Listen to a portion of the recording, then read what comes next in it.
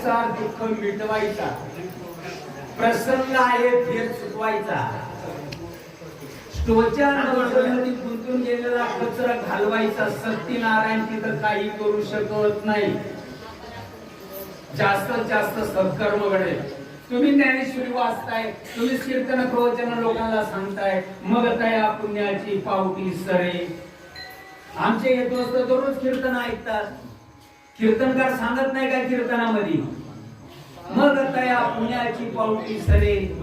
सत्यनारायणाच्या मी विरोधात बोलत नाही, जरूर सत्यनारायण मांडा, पण नवचल मध्ये केलेला कचरा सत्यनारायण मांडल्यानं निघू शकत नाही. मार्ग आपला चुकीचा आहे.